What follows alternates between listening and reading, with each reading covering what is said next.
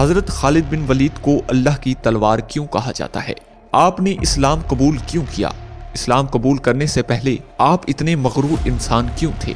آپ حضرت محمد صلی اللہ علیہ وسلم سے اتنی نفرت کیوں کرتے تھے؟ حضرت خالد بن ولید کی زندگی کی حقیقت کیا ہے؟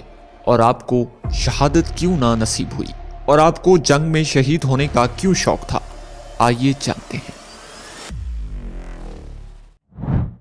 دور جدید میں نئی نسل کی تاریخ اسلامی میں دلچسپی نہ ہونے کے برابر ہے، ناظرین، جس کی وجہ سے وہ اسلام کے تاریخی واقعات پر مبنی کتابوں کا مطالعہ کرتے ہوئے بوریت محسوس کرتے ہیں۔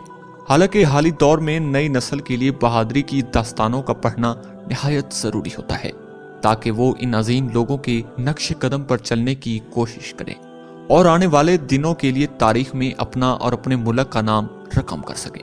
اسی لیے اللہ تعالیٰ نے مسلمانوں کو ایسے بے شمار سپہ سالاروں سے نوازا جنہوں نے مختلف مواقعوں پر مسلمان کو بڑی بڑی فتوحات سے ہمکنار کیا، جن میں خالد بن ولید، محمد بن قاسم، طارق بن زیاد، یوسف بن تاشفین اور امیر تیمور کے نام شامل ہیں۔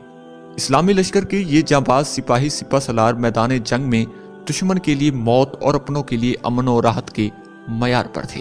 اسلام کے عظیم سپہ سالاروں نے اپنی منزل کا تعین کرتے ہوئے جب بھی قدم بڑھائے تو رافت و عظمت کے پھول ان کے استقبال کے لیے بکھرتے چلے گئے۔ مکہ کے ایک ایسے گھرانے میں پیدا ہونے والا یہ بچہ اپنی دولت، سخاوت اور فہم و فہرست کے حوالے سے جانا پہچانا جاتا ہے۔ اس بچے کے والد ولید کا شمار مکہ کے ممتاز افراد میں سے ہوتا ہے۔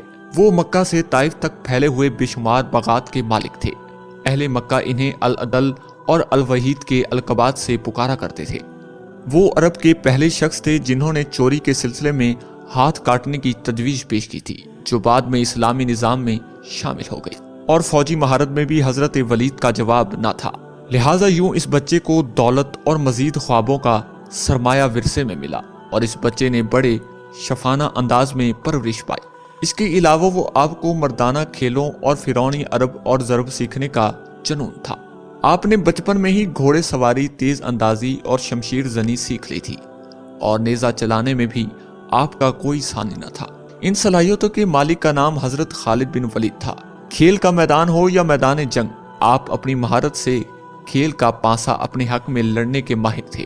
کہا جاتا ہے کہ حضرت خالد بن ولید نے کشتی میں بھی بڑے بڑے پہلوانوں کو ہرایا تھا۔ ایک بار مکہ میں ایک کشتی کے مقابلے ہو رہے تھے تو حضرت عمر فاروق، جن کا شمار شہر کے نام ورکشتی لڑکے والوں میں ہوتا ہے، آپ کے مد مقابل تھے۔ دونوں ایک دوسرے کو بچھاڑ کرنے کی بھرپور کوشش کر رہے تھے۔ مقابلہ کافی دیر سے جاری تھا اور فیصلہ نہیں ہو پا رہا تھا۔ اچانک حضرت خالد کا داؤ چل گیا۔ انہوں نے اپنے ماموزاد حضرت عمر فاروق کو اٹھا کر پھٹک رکھا، جس کی وجہ سے حضرت عمر فاروق کی پنڈلی کی ہڈی ٹوٹ گئی اور میدان میں حضرت خالد بن ولید کا چرچا ہونے لگا۔ قبول اسلام سے پہلے حضرت خالد بن ولید اسلام کے سخت مخالف تھے۔ جنگی حالات کا تجربہ کرنے اور جنگی حکمت عملی میں آپ کو کمال حاصل تھا۔ کسی ذہانت و جنگی سوجھ بوجھ میں حضرت خالد بن ولید کو کچھ عرصے تک عجیب کشمکش میں مبتلا کر رکھا تھا، لیکن یہ سن 628 کا موسم بہار تھا۔ پودوں پر کلیاں پھول بن کر کھر رہی تھیں، بازاروں میں رونقیں بھر رہی تھیں، کیونکہ حج کا زمانہ قریب آ رہا تھا، اس لیے عارضی دکانوں اور ٹھیلوں نے چہل پہل اور بھی بڑھا رکھی تھی۔ لیکن عجیب بات تھی کہ اس بار حضرت خالد بن ولید کو کچھ اداس اور کھویا ہوا تھا۔ وہ شہر میں ہونے والے جسمانی اور جنگی کھیل تماشوں کے مقابلے سے بالکل لا تعلق تھے، جس میں وہ ہمیشہ سے حصہ لیتے آئے تھے۔ ان کی سوچ کا محور اسلام کی ہر روز بڑھتی ہوئی طاقت تھی۔ حضرت خالد یہ سوچ رہے تھے کہ اب تک اسلام کے مخالفین نے مسلمانوں کو میدان جنگ میں 28 بار للکارا ہے، لیکن اپنی تمام تر ادوی، برتری اور بہترین جنگی سازوں سامان کے باوجود بھی ذلت اٹھائی۔ کبھی آپ کے دماغ میں جنگ بدر کا نقشہ ابھرنے لگتا تھا، جس میں معمولی ساز و سامان کے ساتھ 313 مسلمانوں کی جماعت میں ابو جہل کے بڑے لشکر کو شکست دی تھی، تو کبھی جنگ فوج میں مسلمانوں کی ثابت قدمی اور جان نثاری آنکھوں کے سامنے آنے لگتی تھی۔ آپ کا ذہن بے سر و سامان مسلمانوں کی ان عظیم فتوحات کو سمجھنے سے بالکل قاصر تھا۔ کبھی کبھی آپ یہ سوچتے کہ کیا مسلمان کے آتے کوئی غیبی طاقت موجود ہے، یا حضرت محمد صلی اللہ علیہ وسلم واقعی اللہ کے رسول ہیں۔ اسی کشمکش میں کئی مہینوں کا وقت گزر گیا۔ صلح حدیبیہ جو 1 سال گزر چکا تھا، معاہدے کے مطابق نبی اکرم صلی اللہ علیہ وسلم اپنے جان نثاروں کے ساتھ عمرہ کرنے کے لیے مکہ میں داخل ہوئے۔ حضرت خالد بن ولید الجھے ہوئے ذہن کے ساتھ مکہ سے نکل گئے تاکہ وہ شہر میں مسلمانوں کے داخلے کا منظر اپنی آنکھوں سے نہ دیکھ سکے۔ مکہ میں 3 روز قیام کے دوران نبی اکرم صلی اللہ علیہ وسلم نے حضرت خالد کے بڑے بھائی ولید سے فرمایا، افسوس خالد میرے پاس نہیں آیا، وہ آتا تو اس کا بھرپور استقبال کرتے۔ خالد جیسے بندے کو اسلام سے ہرگز دور نہیں رہنا چاہیے۔ ایک دوسری روایت کے مطابق خالد بن ولید کے قبول اسلام کے لیے حضرت محمد صلی اللہ علیہ وسلم نے دعا فرمائی تھی۔ اسی کے بعد حضرت ولید نے خالد کو بہت ڈھونڈا لیکن ان کا کچھ پتہ نہ چلا۔ آخرکار ولید نے ایک خط لکھ کر کسی کے حوالے کیا اور درخواست کی کہ جب حضرت خالد بن ولید آئیں تو ان کو یہ خط پہنچا دینا۔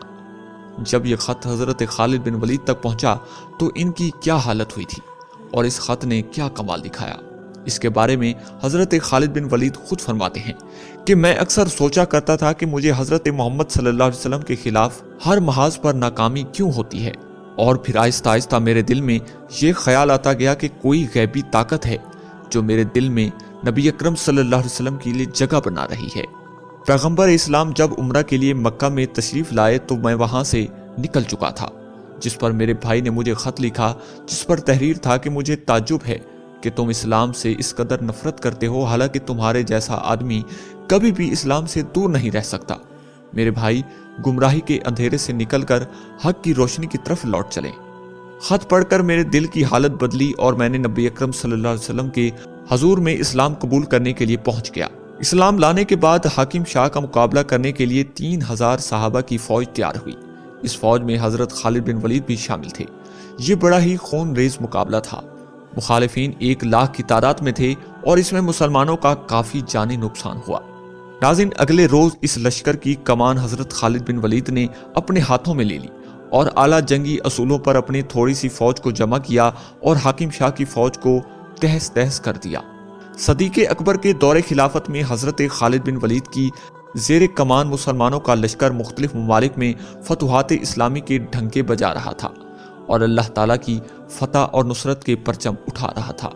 اسی سلسلے میں شہر ہیرا کے باغوں کی شرارت اور عہد شکنی کی خبر پا کر حضرت خالد بن ولید نے شہر ہیرا کا رخ کیا۔ ناظرین، مجاہد اسلام کی خبر سنتے ہی اہل ہیرا اپنے قلعوں میں جا کر سو گئے۔ حضرت خالد بن ولید نے سب خیموں کو 4 سے منسوب کر دیا اور کئی شب روز تک قلعوں کو گھیرے میں رکھا اور لڑائی اس لیے نہ چھیڑی کہ شاید یہ لوگ راہ راست پر آ جائیں، لیکن جب ان کی طرف سے کوئی تحریری نہ دیکھی تو حضرت خالد نے حملہ کر کے شہر پر قبضہ کر لیا۔ قبضہ کرنے کے بعد عمر بن مسیح، جو کہ نہایت بوڑھا شخص تھا، اپنے قلعے سے باہر آیا۔ مسلمانوں نے حضرت خالد بن ولید کے سامنے پیش کیا۔ حضرت خالد نے عمر بن مسیح کی طرف توجہ فرمائی اور دریافت کیا، تمہاری عمر کتنی ہے؟ عمر نے جواب دیا کہ سینکڑوں برس۔ بوڑھے کے ساتھ جو خادم تھا، اس کے پاس ایک زہر کی پٹلی نکلی۔ اس پر حضرت خالد نے پوچھا کہ زہر اپنے ساتھ کیوں لائے ہو؟ اس نے جواب دیا کہ اس خیال سے کہ اگر تم نے میری قوم کے ساتھ اچھا سلوک نہ کیا تو میں اسے کھا کر مر جاؤں گا اور اپنی قوم کی ذلت و تباہی نہ دیکھ سکوں گا۔ ناظرین، حضرت خالد بن ولید نے زہر نکال کر اپنی ہتھیلی پر رکھا اور اس سے کہا، بے موت کوئی نہیں مرتا، اگر موت کا وقت نہ آیا ہو تو زہر بھی کچھ اثر نہیں کر سکتا۔ یہ کہہ کر حضرت خالد نے بسم اللہ پڑھ کر وہ زہر کھا لیا۔ ناظرین، اس بوڑھے نے اعتماد کا یہ منظر دیکھا تو بہت حیران ہوا۔